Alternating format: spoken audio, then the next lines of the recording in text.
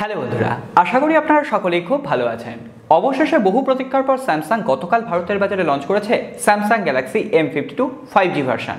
হ্যাঁ, এই ফোনটার অনেক কিছু ভালো রয়েছে, আবার হ্যাঁ কালো দিকও অনেক কিছু রয়েছে। আমি এখনো পর্যন্ত এই কালো দিকগুলোকে নিয়ে কাউকে হাইলাইট করতে দেখলাম না। সবাই বলছে অ্যাগ্রেসিভ প্রাইসিং, খুব ভালো একটা স্যামসাংয়ের তরফ থেকে ফোন। কিন্তু হ্যাঁ, আমি অনেক স্যামসাংকে তারিফ করি এখন, আর স্যামসাং কিন্তু আমার একটা ফেভারিট কোম্পানি, কিন্তু তারপরও এই ফোনটা কিন্তু আমার ততটাও ভালো লাগেনি যতটা আমি এক্সপেক্ট করেছিলাম। এই ফোনটার দাম ইন্ডিয়ার বাজারে রাখা হলো 29,999 রুপি এবং তার বেস ভ্যারিয়েন্ট হচ্ছে 6GB 128GB। আপার ভ্যারিয়েন্ট অর্থাৎ 8GB 128GB কিনতে গেলে আপনাকে দিতে হবে 31,999 রুপি। তো সেক্ষেত্রে বাংলাদেশে আপনারা আন্দাজ করতেই পারছেন বেস ভ্যারিয়েন্ট নিতেন পক্ষে 35,000 টাকার আশেপাশে দাম হবে।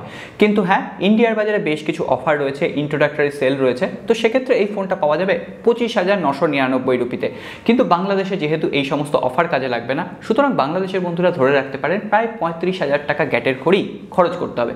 কিন্তু এই যে 35,000 টাকাটা আমরা দেবো, তার পরিবর্তে আমরা এই ফোনটার কাছ থেকে কি পাচ্ছি? ফোনটা আদৌ ভ্যালু ফর মানি হলো?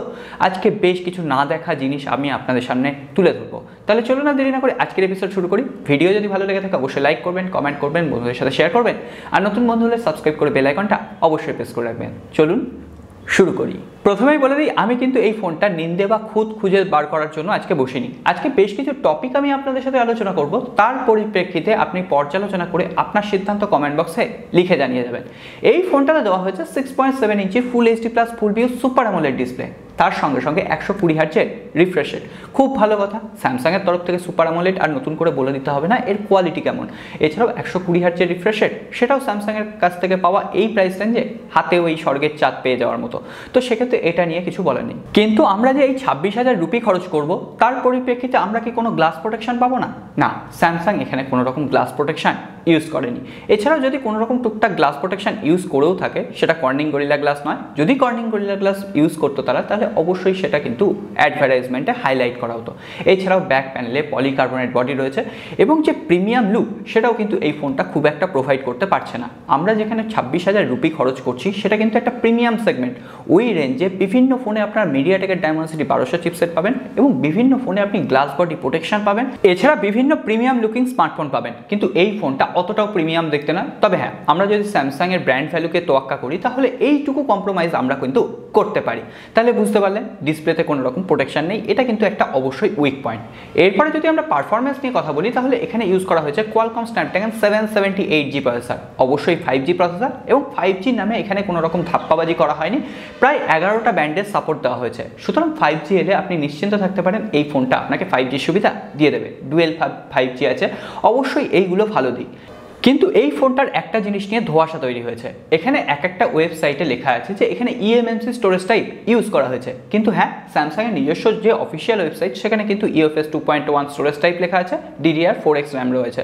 এবং স্যামসাং এই প্রাইস পয়েন্টে অন্তত eMMC স্টোরেজ টাইপ দেবে না, এটা আমরা আশা করতে পারি। সুতরাং হ্যাঁ, এই যে বিতর্কটা চলছে, অবশ্যই আপনারা এখানে শিওর থাকতে পারেন UFS স্টোরেজ টাইপ দেওয়া হয়েছে। পারফরমেন্স নিয়ে এখানে স্যামসাং কোনো রকম গলদ রাখেনি, পারফরমেন্স নিয়ে আমার কোনো রকম অভিযোগ নেই।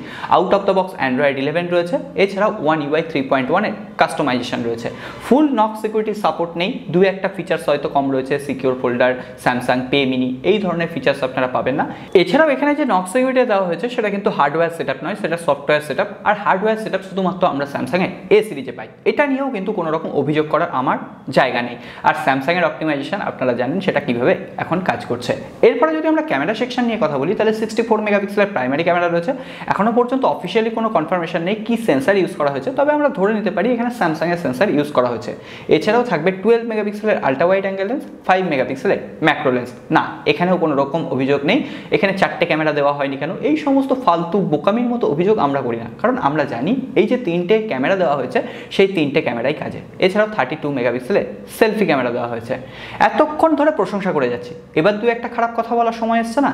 হ্যাঁ, এই ফোনটা আমরা 26,000 রুপি খরচ করছি কিনতে, তো সেক্ষেত্রে কি আমাদের ডুয়েল স্টিরিও স্পিকার পাওয়া উচিত ছিল না? হ্যাঁ অবশ্যই ছিল, আপনারাও জানি একমত হবেন, কিন্তু এই ফোনটাতে কোনো রকম ডুয়েল স্টিরিও স্পিকার নেই। তবে এই ফোনটা আরও একটা ব্যাপারে ধোঁয়াশা তৈরি হয়েছে, এই ফোনটায় নাকি 3.5mm হেডফোন অডিও জ্যাকটাও নেই। হ্যাঁ বেশ কিছু থার্ড পার্টি ওয়েবসাইটে লেখা আছে যদিও যে 3.5mm হেডফোন জ্যাক আছে, কিন্তু স্যামসাংয়ের যেটা অফিসিয়াল ওয়েবসাইট, যেখানে স্যামসাং এটাকে অফিসিয়াল লিস্টেড করেছে, সেখানে কোনো রকম এই ধরনের ইনফরমেশান নেই। যদিও 2-1 দিনের মধ্যে অনেক আনবক্সিং সামনে চলে আসবে, এটাকে আপনি 99% শিওর থাকতে পারেন যে এই ফোনটায় কোনো রকম 3.5mm অডিও জ্যাক থাকছে না। সুতরাং এটাও কিন্তু একটা এই ধরনের বাজেটের ফোনের ক্ষেত্রে অবশ্যই উইক পয়েন্ট বলে আমরা ধরতে পারি। না না, এখানেই শেষ হয়নি, এছাড়াও স্যামসাং আরও একটা জায়গায় ট্রিক্স খেলে গেছে। এখানে স্যামসাং দিয়েছে 5000 mAh ব্যাটারি, খুব ভালো কথা, কিন্তু এখানে 25 ওয়াটের ফাস্ট চার্জার অ্যাভেলেবেল করে দিয়েছে, সেটাও খুব ভালো কথা। আমরা যদিও এই প্রাইস রেঞ্জে অন্যান্য চাইনিজ স্মার্টফোন কোম্পানিগুলোর কাছ থেকে 55-65 ওয়াট পেয়ে অভ্যস্ত, কিন্তু হ্যাঁ স্যামসাং রয়েছে, অবশ্যই এইটুকু কম্প্রোমাইজেও আমরা রাজি। কিন্তু বক্সে তাই বলে 15 ওয়াটের চার্জার, এটা আপনারা মানতে পারছেন?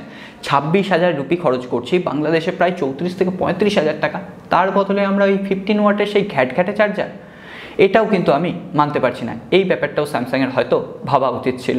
এছাড়াও স্যামসাং যে A52s ফোনটা লঞ্চ করেছিল, তার থেকে এই ফোনটা বেশ কিছুটা ডাউনগ্রেড ভার্সন। সেই ফোনটার থেকে একটা ক্যামেরা কমিয়ে দেওয়া হয়েছে, সেই ফোনটায় IP67 রেটিং ছিল, এই ফোনটায় IP67 রেটিং নেই। এগুলো নিয়ে খুব একটা অভিযোগ করার মতো জায়গাও নেই যদিও, কিন্তু হ্যাঁ আমরা চেয়েছিলাম ফ্ল্যাশ প্রুফ ডিজাইন, সেই ফ্ল্যাশ প্রুফ ডিজাইনটাও স্যামসাং এখানে প্রোভাইড করেনি।